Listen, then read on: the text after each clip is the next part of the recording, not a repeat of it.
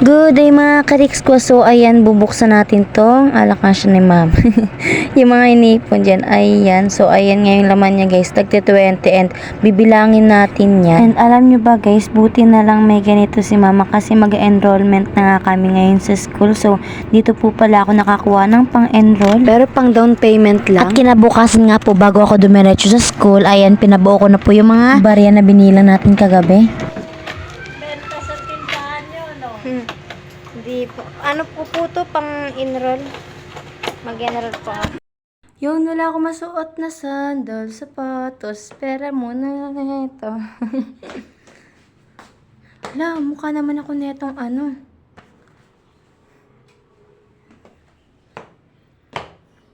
At fast forward, ayan na nga, papunta na nga tayo guys sa school. So, nandyan pa tayo sa Makawili niyan. At ayan, outfit check.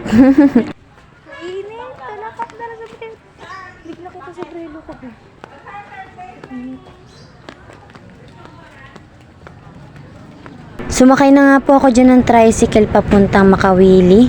Ay, papuntang Makawili.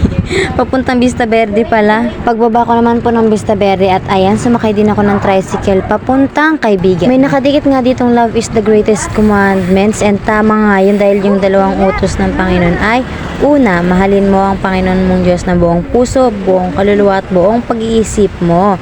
And yung pangalawang utos naman ay mahalin mo ang iyong kapwa tulad ng iyong pagmamahal sa sarili. So yun. Diba pagmamahal? Ang pinaka-greatest commandments. At fast forward, ayan na nga, nandito na tayo sa school. So papasok na tayo guys. Syempre, dediretso tayo dun sa classroom kung saan tayo mag-e-enroll. At nandito na nga rin po yung iba kong classmate. At dito nga, tignan nyo, tinanggal ko pa yung case sa cellphone ko kasi nasa case ko yung card ko. So ayan, binigay ko lang sa classmate ko and pumasok na ako. And ayan, nagbabayad na ako dyan and kung ano-ano pa. So after ko naman po magbayad, tara, kasama ko si Untalan. So lalabas na kami.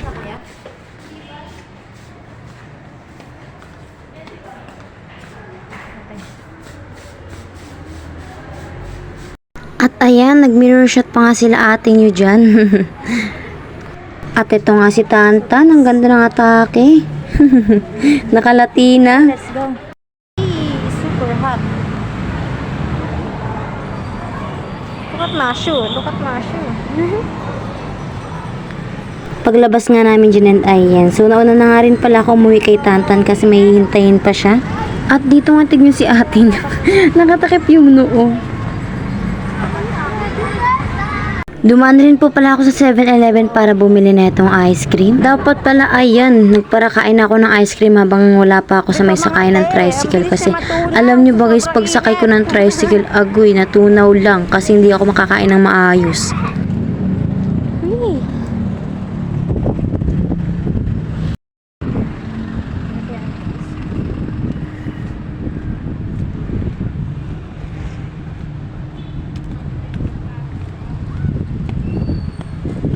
Look guys.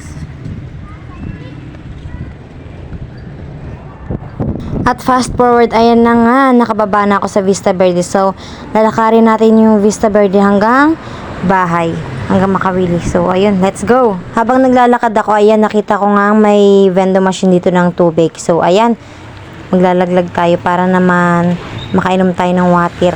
Sure ko lang din guys, may water vendor rin kami dun sa tindahan ni mama. So parang same lang neto. Maganda to yung negosyo guys pag ano, sa mga kalsada or sa mga daanan mga estudyante, or mas maganda sa ano, malapit sa court kasi syempre yung mga naglalaro pag nauhaw, dyan na lang sila bibili.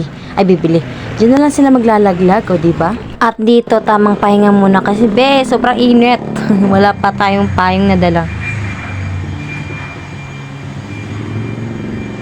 At hanggang dito na lang mga kariks ko ha. Wala na akong masyadong video dyan. And thank you for watching. God bless. And kita-kits po sa susunod na vlog.